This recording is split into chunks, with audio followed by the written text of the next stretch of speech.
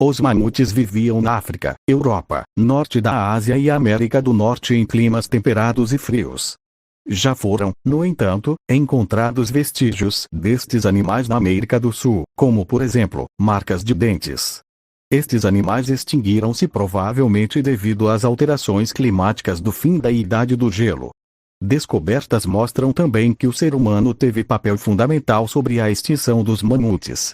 A descoberta mostra que o ser humano da Idade da Pedra caçava mamutes para a obtenção de comida e vestimentas e que usava seus ossos e couro para a fabricação de casas. Na Sibéria, descobriram-se restos congelados de mamutes em excelente estado de conservação, como tutanos, peles com pelo e até sangue em estado líquido. Esta descoberta permitiu-se fazer estudos genéticos e averiguar que este gênero é mais próximo do elefante asiático, Elepas, que do africano, Loxodonta. Atualmente especula-se sobre a possibilidade de clonar o DNA destes fósseis e fazer reviver a espécie, especialmente o mamute lanoso. A intenção é inserir estes animais clonados numa reserva natural, chamada Parque Pleistoceno, na Rússia, na região siberiana, porém não só um mamute será revivido, como também outras espécies de animais que agora estão extintas e tinham vivido nesse mesmo local, tendo estas a chance de serem revividas. Tamanho: os mamutes eram animais gigantes. Um exemplo é o mamute do rio Songua, que podia alcançar entre 4,70 até 5 metros de altura e pesar entre 15 e 20 toneladas, tendo sido a maior espécie de mamute, e o maior mamífero terrestre ao lado do Indricotherium.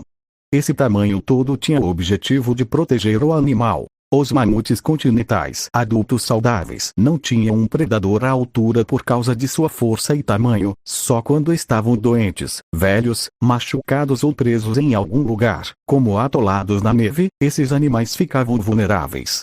Fora isso, só filhotes sem a proteção da manada se tornavam presas fáceis.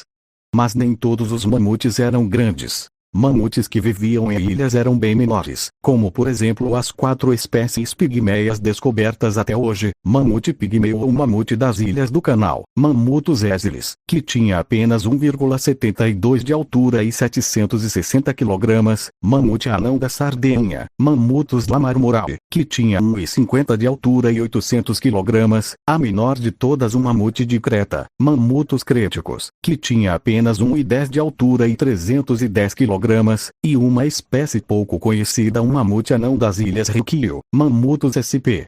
Praticamente não se sabe nada sobre essa espécie, pois vivia em algumas das ilhas Ryukyu no Japão. Os mamutes da ilha Vrangel, Mammutus primigenius vrangeliensis, foram cerca de 65% menores que seu ancestral do continente, e atingiram esse tamanho em apenas 5.000 anos de evolução.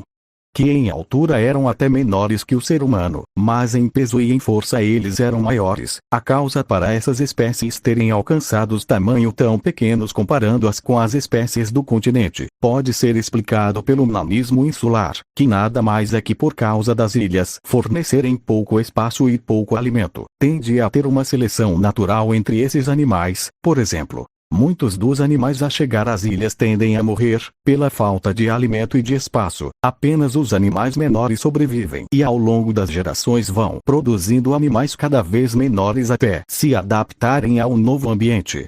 Possivelmente nas ilhas do Mediterrâneo, mais especificamente nas ilhas do arquipélago de Malta e na ilha da Sicília, houve uma outra espécie de mamute anão, o elefante anão de Falconer, Palaioloxodon falconeri, que tinha uma altura de 80 cm a 1,30 m, e pesava de 100 a 170 kg, mas como visto ainda está incluída no gênero Palaioloxodon, portanto assim sendo um elefante. Já outros paleontólogos discordam disso, e defendem que essa espécie deveria ser incluída no gênero Mammutus, ficando assim com o título de menor mamute que já viveu.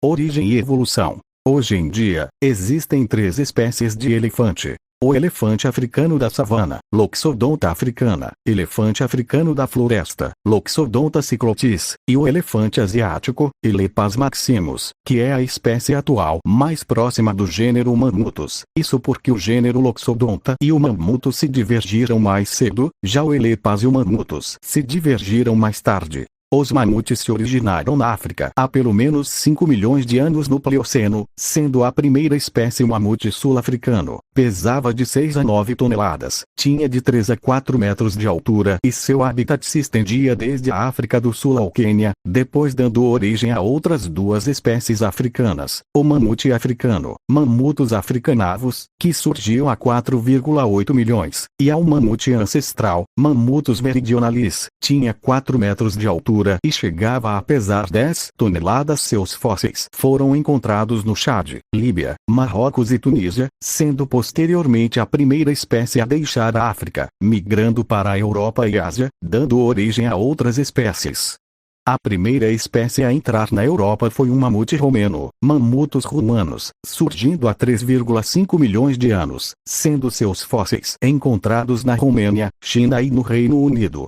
A primeira espécie de mamute descoberta pela ciência foi um mamute da estepe, Mammutus trogonterini, visto que foi a primeira espécie a se adaptar ao clima temperado, vivendo na Europa, Ásia e América do Norte, podendo chegar a 4,7 metros de altura, chegava a 13 toneladas, tendo seus primeiros fósseis descobertos por Polig em 1885 na região siberiana. Depois, dando origem a outras espécies como o mamute lanoso, Mammutus primigênios, foi a espécie de mamute mais abundante, vivendo no continente europeu, asiático e chegando à América do Norte, sendo que tinha 3,3 metros de altura e chegavam a 10 toneladas. O mamute do rio Songhua, Mammutus singari, que viveu no norte da China, foi a maior espécie de mamute descoberta até hoje, e o mamute imperial, Mammutus imperator, sendo a espécie mais alta, tendo 5 metros de altura e podendo pesar de 14 a 18 toneladas, vivendo na Europa, Ásia e América do Norte. O mamute colombiano, Mammutus columbi, alcançando 4,3 metros de altura e pesando 10 toneladas, se originou na América do Norte. Essa espécie descende de uma população de mamute ancestral que migrou para a América do Norte, e foi a espécie de mamute que chegou mais ao sul, tendo fósseis encontrados até na Costa Rica, e pode ter sido a espécie que deixou vestígios de mamutes na América do Sul, sendo encontrado um molar de 45 mil anos em Rondônia. O mamute de Jefferson, Mammutus jeffersoni, foi uma espécie híbrida, do mamute colombiano e do mamute lanoso. Essa espécie surgiu quando duas populações dessas duas espécies se cruzaram, formando uma nova espécie fértil, sendo que só foram encontrados fósseis desse híbrido na América do Norte. Já o mamute pigmeu, Mammutus exilis, é também outra espécie descendente do mamute colombiano, e essa espécie surgiu quando um grupo de mamutes colombianos cruzou o Canal da Califórnia nadando e chegou à grande ilha do Canal que havia no Pleistoceno, mas com o aumento do nível do mar, o território dessa ilha diminuiu bastante, acabou se dividindo em 3 ilhas e só ficando na superfície as áreas mais altas, montanhosas e inclinadas, com os pastos onde eles se alimentavam ficando em regiões mais altas e por serem de difícil acesso por estarem em áreas bem inclinadas para eles. Eles foram diminuídos porque mamutes menores conseguem subir em locais de inclinação maior do que os maiores, assim eles tinham mais facilidade em achar comida, e foram produzindo gerações cada vez menores até chegar ao tamanho adequado para conseguir viver. Ecologia. Hoje, a vegetação da Sibéria é composta por uma tundra musgosa, mas na época do Pleistoceno as várias espécies de mamutes e outros grandes animais da era glacial que viviam nessa região mantinham a estepe siberiana que os sustentavam. Embora consumissem sua relva, também a fertilizavam e revolviam o solo com suas patas.